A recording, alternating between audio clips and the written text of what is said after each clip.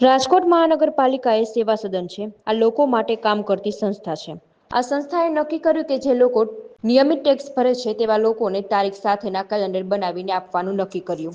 ગઈકાલે પ્રિન્ટ મીડિયામાં ઇસ્યુ આવ્યો છે તે અંગે સ્પષ્ટ કરીએ છીએ। સવા દાયકા પહેલા કેલેન્ડર બનાવવામાં આવેલ છે ત્યારે 12 રૂપિયાનો ખર્ચ થયેલ છે, ત્યારે આજે 112 રૂપિયા પ્રતિ કેલેન્ડર ખર્ચ થયો। વિકાસ કામો માટે કોઈ પણ પૈસાની અછત નથી। આ કેલેન્ડર માટેનો ખર્ચ યોગ્ય છે અને જરૂરિયાત મુજબ સરકાર પૈસા આપી રહી છે। કેટલાક લોકો આવા ઇસ્યુ લઈને આવે છે, કોઈ મની ક્રાઇસિસ નથી। આવનારા દિવસોમાં સારા કામો કરવામાં આવશે। 1 લાખથી વધુ કેલેન્ડર બનાવવામાં આવ્યા છે। ટેક્સ ભરેલ પહોંચ બતાવીને નાગરિકો પોતાના ઘરે અને ઓફિસ માટે કેલેન્ડર નિઃશુલ્ક મેળવી શકશે। આ કેલેન્ડર કોઈ નેતા અધિકારી માટે નહીં, પરંતુ સામાન્ય ટેક્સ ભરતા નાગરિકો માટે જ છે। રાજકોટ મહાનગરપાલિકાને તિજોરીના તળિયા ખાલી ટેક્સ ઉઘરાવવા માટે રાજકોટ મહાનગરપાલિકા અવનવા પ્રયોગો કરે છે। નાના માણસોને દબાવી મકાન સીલ કરે છે, દુકાનો સીલ કરે છે, જેને લાખો રૂપિયા બાકી એની પાસેથી ટેક્સ વસૂલ નથી થતો। અત્યારે એક કેલેન્ડર કે જેની કિંમત આપણે રાજકોટમાં અનેક સંસ્થાઓ કેલેન્ડર બનાવે જેની કિંમત 20 રૂપિયા, 30 રૂપિયા, 35 રૂપિયા છે।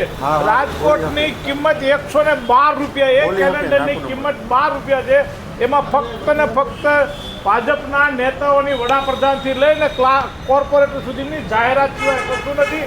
હકીકતમાં લોકો પાસે ડાયરી હોવી જોઈએ કે જેમાં રાજકોટ કોર્પોરેશનના દરેક વોર્ડના નંબર હોવો જોઈએ, અધિકારીઓના, કમિશનર, જેના હિસાબે લોકો સુધી વાત જાય, લોકો ફરિયાદ કરી હોય તો ડાયરેક્ટ કરી શકે।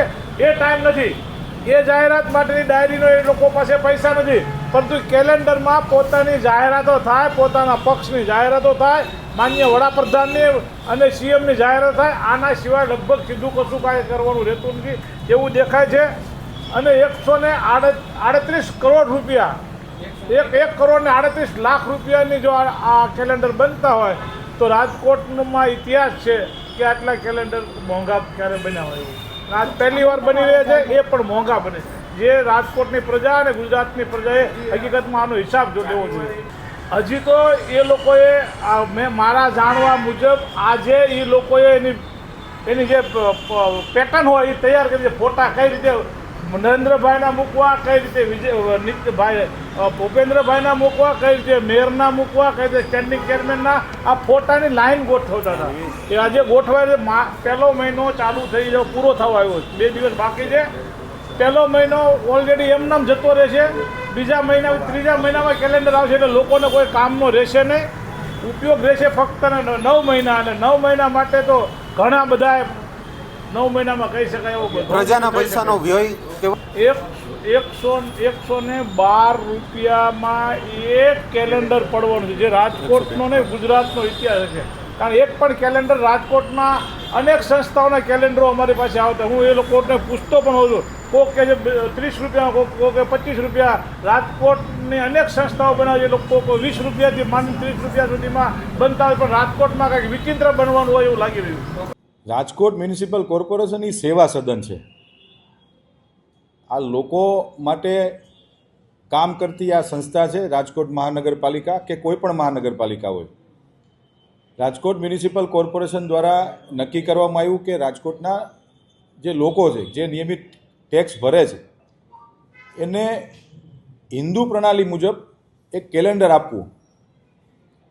જેવી રીતે ટેક્સમાં અમે લોકો ડિસ્કાઉન્ટ આપતા હોઈએ છીએ કે એડવાન્સ ટેક્સ ભરે 10%, 15%નો જે સ્લેબ છે એ મુજબ, એવી રીતે નવું નક્કી કર્યું કે ભાઈ આ વખતે મોટા પ્રમાણની અંદર રાજકોટના લોકોને ટેક્સ આપવો જોઈએ, કેલેન્ડર આપવા જોઈએ। એ બેઝ ઉપર રાજકોટ મ્યુનિસિપલ કોર્પોરેશને કેલેન્ડર બનાવ્યા। ગઈકાલે પ્રિન્ટ મીડિયાની અંદર જે ઇસ્યુઝ આવ્યા હતા એ ઇસ્યુને લઈને આપને જવાબ આપવા માગું છું કે કોઈ પણ જાતનું એમાં કશું કાંઈ ખોટું નથી થયું। 2011ની અંદર જ્યારે રાજકોટ મ્યુનિસિપલ કોર્પોરેશને કેલેન્ડર બનાવ્યા હતા ત્યારે 52 રૂપિયાનો ખર્ચ થયો હતો, અને આ વખતે 102 રૂપિયાનો ખર્ચ થયો છે। 14-15 વર્ષ પછી પાછી પ્રણાલી રાજકોટ મહાનગરપાલિકાએ ચાલુ કરી છે। આ કેલેન્ડર છે મિત્રો, આ કેલેન્ડર રાજકોટના લોકોને ખૂબ યુઝફુલ છે।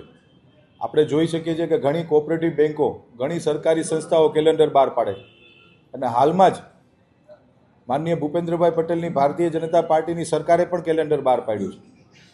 સરકારે રાજ્ય સરકાર જ્યારે કેલેન્ડર બહાર પાડતી હોય ત્યારે રાજકોટ મહાનગરપાલિકાએ પણ કેલેન્ડર બહાર પાડવામાં આવ્યા છે. હું આપને સમજાવું, વિકાસ કામો માટે કોઈ મની ક્રાઇસિસ નથી હોતી.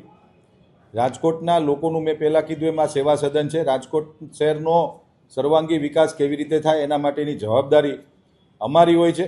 કોઈ મની ક્રાઇસિસ છે નહીં. સરકાર દ્વારા પૂરતા પ્રમાણની અંદર રાજકોટ મહાનગરપાલિકાને નાણાં આપવામાં આવી રહ્યા છે. જોઈએ એટલા નાણાં માગો પણ વિકાસ કરો, લોકોને સાથે રાખીને કામ કરો, એના માટેની છે. કોઈ મની ક્રાઇસિસ છે નહીં. માત્ર અમુક લોકો આ પ્રકારની જે વિષયો લઈને રાજકોટમાં ફરી રહ્યા છે એમને પણ હું કહેવા માગું છું કે તમે અહીંયા આવો સાર્વજનિક સ્વરૂપની અંદર, હું તમને હિસાબ બતાવું રાજકોટ મહાનગરપાલિકાના. કોઈ મની ક્રાઇસિસ નથી. રાજકોટની જનતા માટે અમે લોકો કામ કરી રહ્યા છીએ અને આવનારા દિવસોની અંદર પણ ખૂબ આના કરતાં પણ સારા સારા કાર્યક્રમો, સારા વિકાસ કામો અમે લોકો કરવા જઈ રહ્યા છીએ.